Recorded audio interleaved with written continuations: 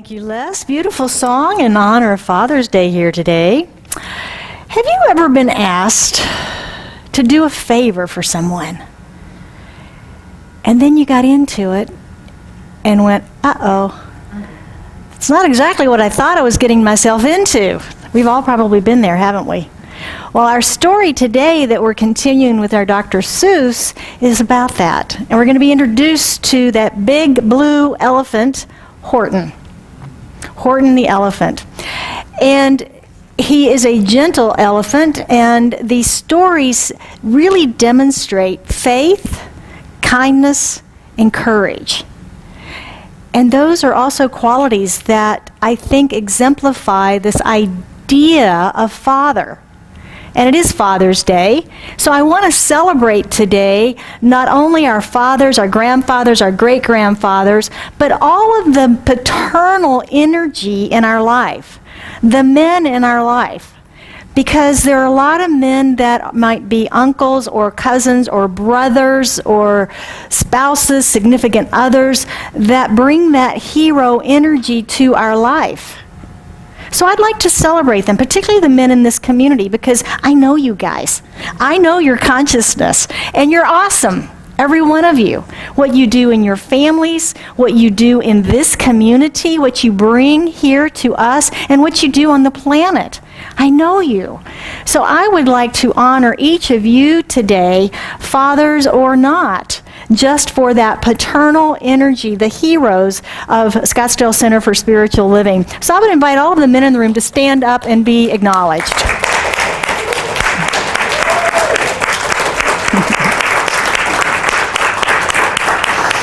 Thank you all very, very much. Very, very much. So we are continuing our cool summer series, as has become our tradition here over the summertime, and just doing something fun. It's hot, it's sticky, the monsoons aren't here yet, so we're just honoring that with doing some fun things. And our series is, of course, Dr. Seuss and the Science of Mind. And the two stories that we're using today is Horton Hears a Who, and Horton Hatches the Egg. So both of our stories are about this big elephant Horton. And they are demonstrations of faith of a big-hearted pachyderm. And he is teaching us the importance of saying what we mean and meaning what we say and being faithful 100%. And he's also the guy that said a person's a person no matter how small. I think both of those are pretty good values and pretty good character traits. So let's see what Horton Hears a Who is all about this morning. So on the 15th of May, in the jungle of Newell, in the heart of the heat of the day and the cool of the pool, he was splashing, enjoying the jungle's great joys, when Horton the elephant heard a small noise. So Horton stopped splashing. He looked toward the sound. That's funny, thought Horton. There's no one around. Then he heard it again, just a very faint yelp, as if some tiny person were calling for help. I'll help you, said Horton, but who are you? Where? He looked and he looked. He could see nothing there but a small speck of dust blowing past through the air. I say, murmured Horton, I've never heard tell of a small speck of dust that is able to yell. So you know what I think? Why, I think that there must be someone on top of that small speck of dust, some sort of creature of very small size, too small to be seen by an elephant's eyes. Some poor little person who's shaking with fear that he'll blow into the pool. He has no way to steer. I'll just have to save him because, after all, a person's a person no matter how small. So we immediately see this big, kind heart of Horton, don't we? That he hears these who's, a person's a person no matter how small, there's something out there I need to step in and help with. And he's introduced then, of course, to the who's of Whoville, and that little tiny dust speck, So as we think about this scenario, you're hanging out in your pool, you're splashing around, and you hear something. But is there another call that you're hearing? Is there a call that you're hearing in our world today that's speaking to your heart, that's calling to you? Someplace where you're being called to serve, to answer that. Is it in the animal world? Is it in with children? Is it in with a country? Or is it with the environment? Or where might that be that you're called into service? And do you answer that call?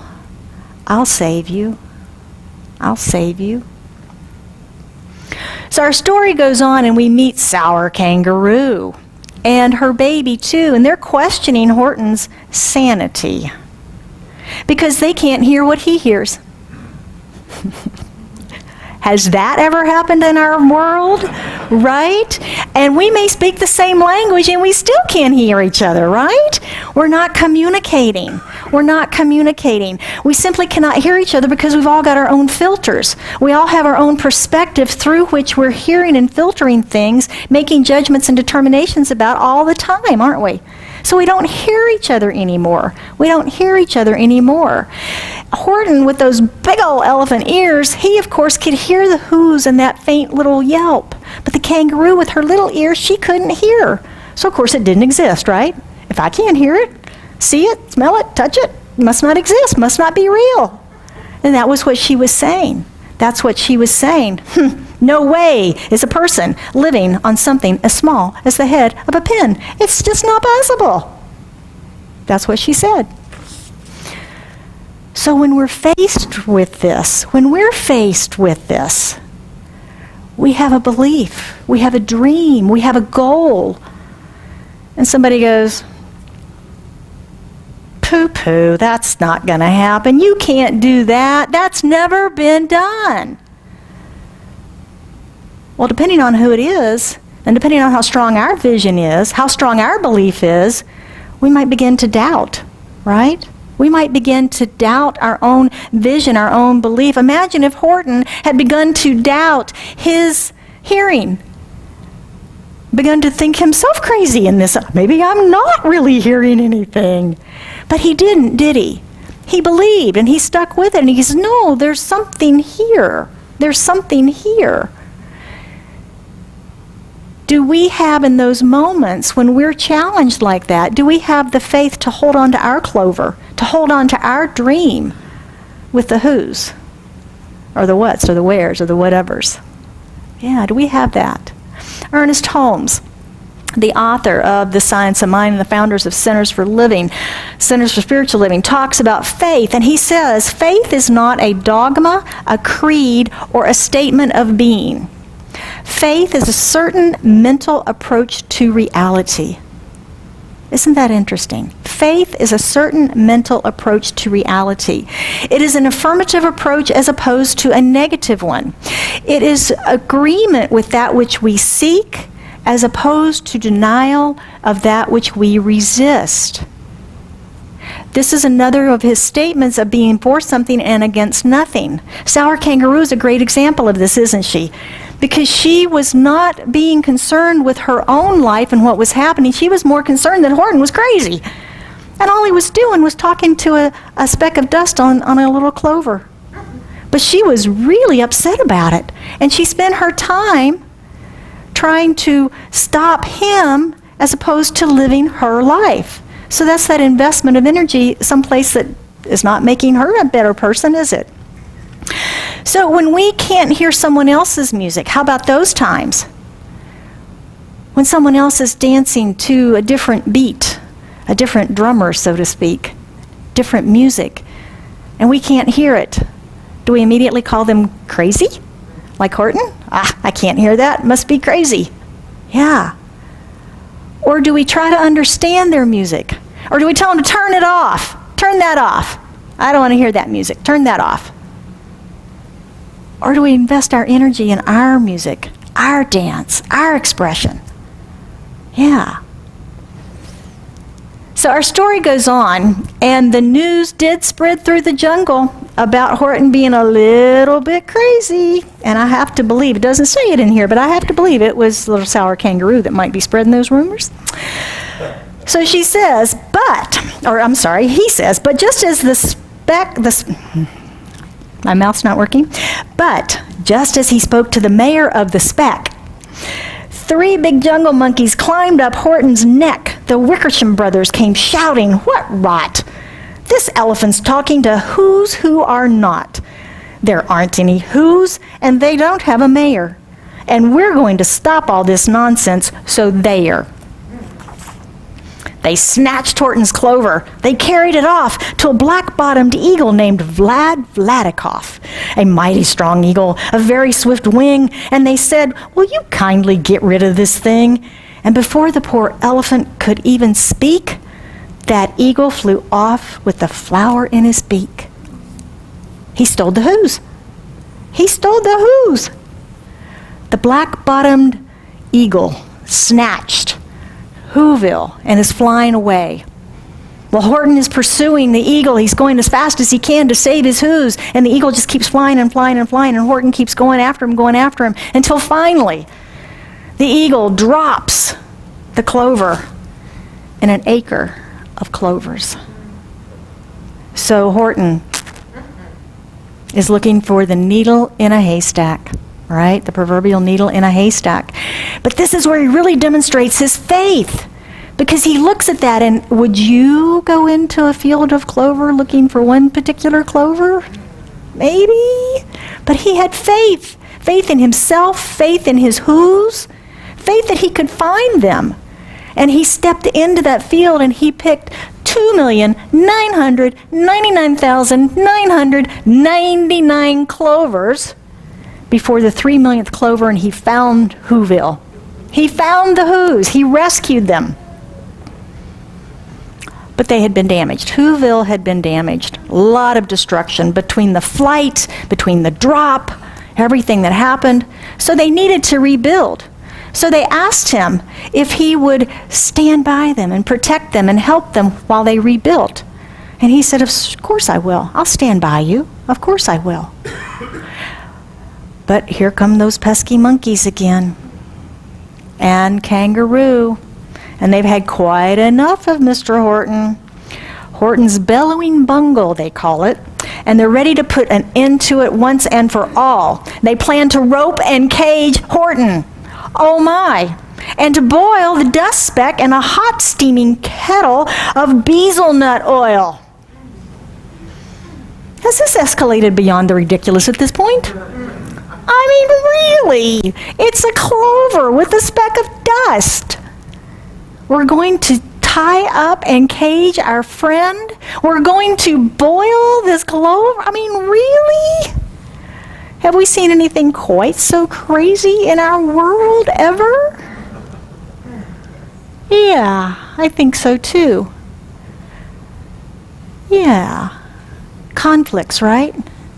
Some of them started ancient times ago, bajillions of years ago. I mean, we may not even know why they started. There may be some old conflict in the family that is carried on generation after generation. There may be with countries, between races, all these sorts of conflicts that start out with something so silly as this.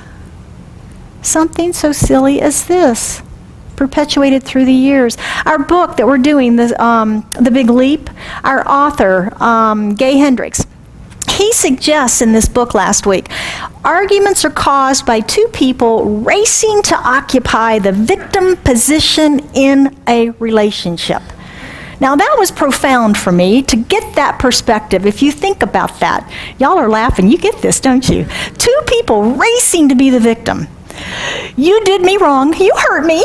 No, I didn't. I only did it because you did such and such. Well, no, I only did that because you did that. Well, no, I only did that because I really had a bad day at the office that day. Well, no, that only happened because... Isn't that how it starts? And we one-up each other, and I am the victim here. I'm the victim here. You're the perpetrator. And that's where the challenge comes, because nobody wants to be the perpetrator, do they? No. Nobody wants to be the perpetrator. So we both race to that victim position instead of that age-old question, right? We've been asking it all year. What would love do here? What would love do here?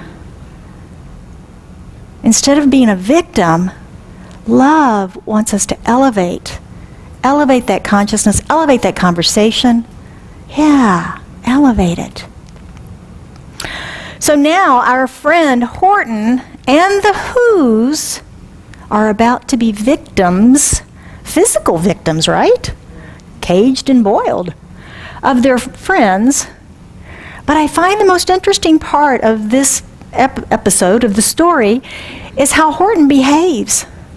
Now, Horton's an elephant. Elephants are pretty big. You ever seen an elephant? They're pretty big.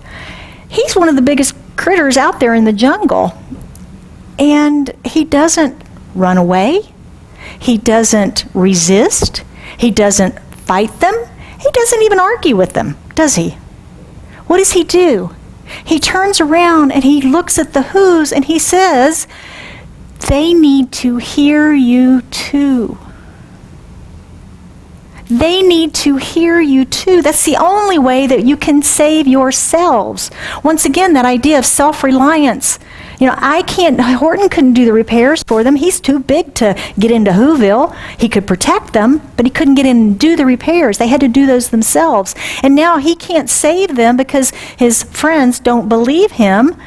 They have to save themselves. They have to hear you too. They have to hear you too. So he's once again very courageous, isn't he? And standing there in that moment with his friends surrounding him with ropes and the kettle boiling and all that stuff happening. He's very courageous to just not fight, but say, they got to hear you too. Save yourselves. They've got to hear you too. So is this the way that we commonly handle that type of situation? I'd say no. Not in my experience. Usually when we're being attacked, we attack back, we resist, we become aggressive, we argue, we run away. We have all these different mechanisms. The old fight or flight stuff kicks in. And we have these different mechanisms that we begin to automatically go into. But not Horton. Not Horton. He didn't do that, did he? He turned within, or turned to the Whos who turned within. And that, of course, is my recommendation for us, is that we go within to find that place of truth within us, of what's true here. You know, why are they attacking me? What is going on here? What is the fear? What is happening? What's coming up in this situation? And we go within, we ask those questions. And we know that within is where the answers lie. We know that within is where the answers lie. So how are we being heard?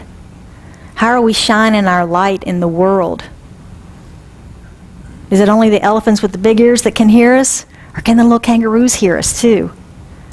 Can the little kangaroos hear us too? How are we shining our light forth in the world today?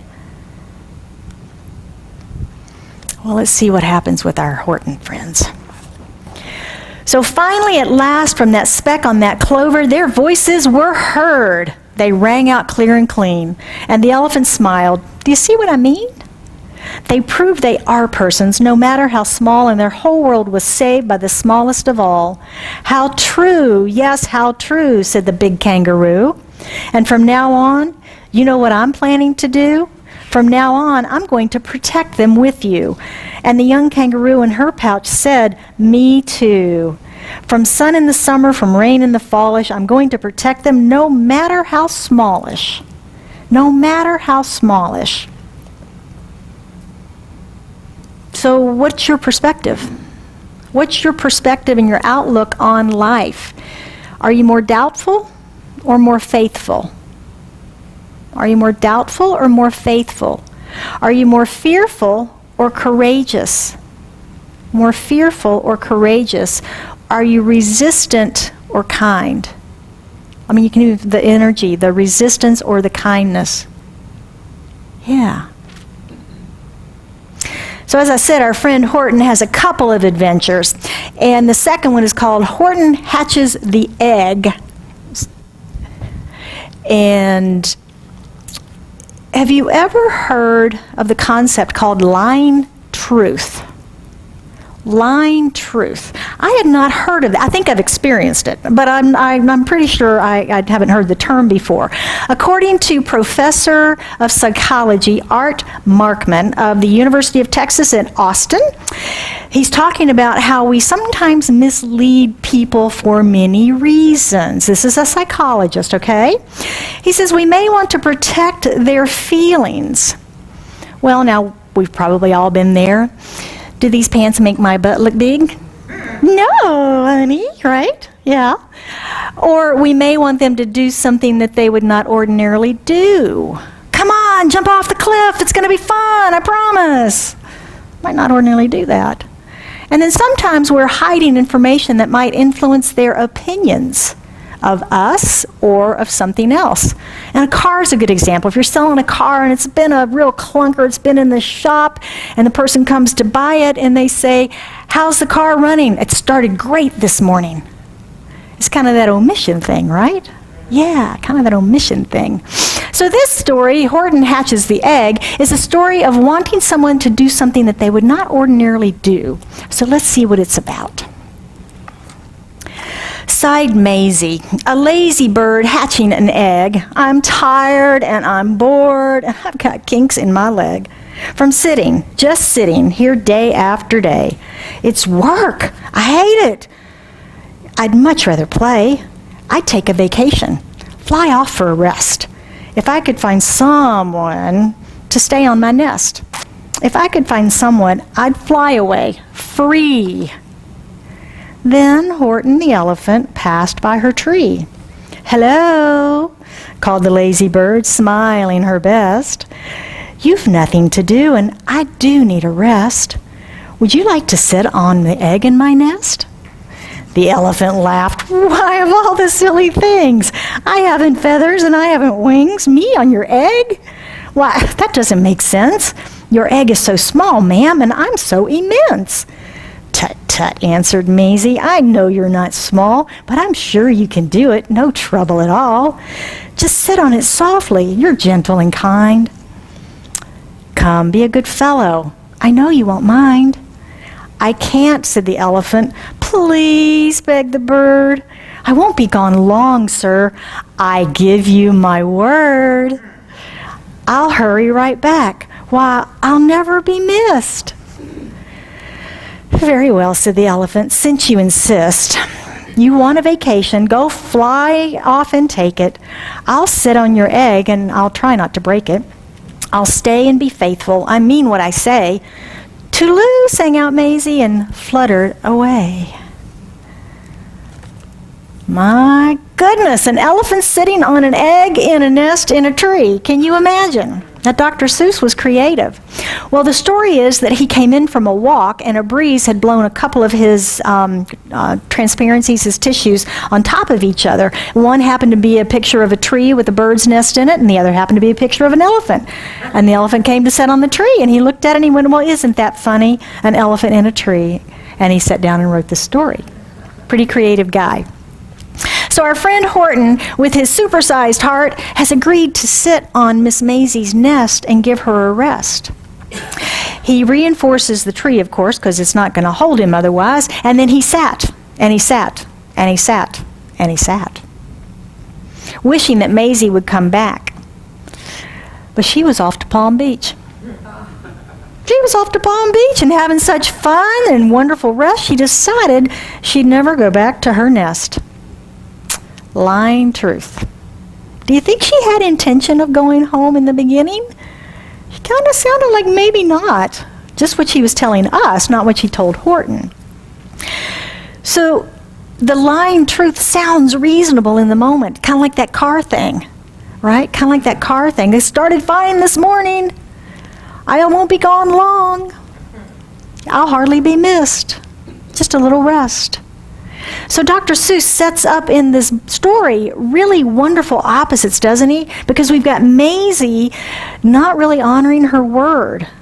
Not really honoring her word of I'll be right back, I just need a little rest. And we have Horton who says, I do what I say what I mean, I'm 100% faithful. So they're complete opposites in this story, and he set up that great tension, hasn't he? He set up that really great tension. And Horton just keeps saying, I mean what I said what I mean. Elephants are faithful 100%. He just keeps saying that over and over and over for 51 weeks. He sat on that nest for almost a year. And during that time, the weather, he had seasons, he had rain, he had snow, he had weather. He had his jungle friends coming and poking fun at him, of course, right? Elephant in a tree. But he stayed because he was faithful. And he had hunters that came, and they were going to kill him, and he was staying stuck on his nest. He wasn't going anywhere. So they said, wow, this is a pretty cool thing. Let's sell him off to the circus. So they took the tree, the nest, the egg, and Horton off to the circus somewhere in America. Well, it turns out that the circus ended up just outside of Palm Beach. Ended up just outside of Palm Beach. And guess who should show up but that old good-for-nothing lazy bird runaway Maisie, still on vacation and still lazy. She swooped from the clouds through an open tent door. Good gracious, gasped Maisie, I've seen you before. Poor Horton looked up, his face white as chalk. He started to speak, but before he could talk, there rang out the noisiest ear-splitting squeaks from the egg that he'd sat on for 51 weeks. A thumping, a bumping, a wild, active scratching. My egg, shouted Horton, my egg. Why, it's hatching. But it's mine, screamed the bird when she heard the egg crack. The work was all done. She wanted it back. It's my egg, she sputtered. You stole it from me. Get off of my nest and get out of my tree. Poor Horton. He backed down, sad with a heavy heart. But at that very instant, the egg burst apart, and out of the pieces of red and white shell from the egg that he'd sat on so long and so well, Horton, the elephant, saw something whiz. It had ears and a tail and a trunk just like his. Oh my gosh. So our story ends with Horton hatching the egg with an elephant bird and being sent back home 100% happy. So the adventures of Horton are really wonderful examples of kindness and faith and courage in action, aren't they? Because he's really exemplifying each of those qualities in both of these stories for us. So let's move into our practicing the principles this morning and see how we might be able to apply these three in our life this week. The first one, of course, is faith. And in addition to the definition I gave you before that Dr. Holmes used, another one that he says is that faith is a mental attitude so inwardly embodied that the mind can no longer deny it. Now that's like I'm here to tell you that I have embodied the idea, I know it, I have all the faith in the world. The sun's going to set in the west over there tonight. And tomorrow it's going to rise in the east right over there. I may not be here, but it's still going to rise over there, right? Because that's how it works. I have faith in that. I have faith that gravity is not going to just suddenly turn off and I'm going to go flying up in the air. I could go flying up in the air, but probably not because of gravity, right? So those things are that type of inwardly embodied faith is what he's talking about. And Horton never wavered, did he? Even when he was captured, he continued to sit on the egg. Even when the egg he was still sitting on that egg in the circus, he continued to sit there until Maisie kicked him off, or actually until the egg started to crack, right? He stayed with his word. And he faithfully searched how many clover? 3 million. That's a lot. 3 million to find his whose. So how strong is your faith? How strong is your faith in your life's mission, in your vision, in your direction? How strong is your faith of God? How strong is your faith? So this week we can check in with our faith by looking at that which we desire in our life. You know, even if it's world peace, something small like that, right? Focusing on that and then making sure that we are aligning our actions, our thinking, all of the activities towards that. Because isn't there a disconnect frequently that happens? So keeping our faith, keeping our vibration up and focused on that which we seek to have demonstrated in our life. If it's peace, live it, be it, breathe it, speak it, act it. Right? That's how we manifest. We can't resist it and fuss about it not being here yet. We can't do that. Otherwise, we're pushing it away as opposed to pulling it towards us. So we need to look and see if we're walking our talk or if we're telling ourselves those lying truths. Number 2 is kindness. Horton, though he was very large in size, weighing over a ton, he was very kind, wasn't he? He exhibited a tremendous amount of kindness to something as small as the Who's in Whoville that lived on the head of a pin. Very small. He demonstrated the ethical characteristics, pleasant disposition, and concern for others. That is the very definition of kindness, according to Mr. Webster. He was a walking, talking dictionary as it comes to that definition. So how can we be kind this week? How can we choose to be kind this week? I believe that human kindness is our natural state. I think it's what we're born with. If you watch little kids, they're very kind until they learn not to be, until they learn fear, right? They're very kind otherwise. I think it's our natural state, and we learn to be otherwise. So this week I'm inviting us to choose to go with our natural inclinations, to choose to be kind, to choose not to care what somebody else thinks about your being kind, and be kind anyway. Be kind anyway. The shirt says, right, Lisa? Like the shirt says. Number 3 is courage. Courage represents our willingness to follow our own inner vision, our own inner wisdom. Courage represents our willingness to follow our own inner wisdom. We've been talking about willingness a lot lately. And for me, it's really become a recognition of the first step of the creative process for us, is that willingness. Because we have choice. We have choice in all that we do. We can choose yes, we can choose no. We can choose to receive, we can choose to resist.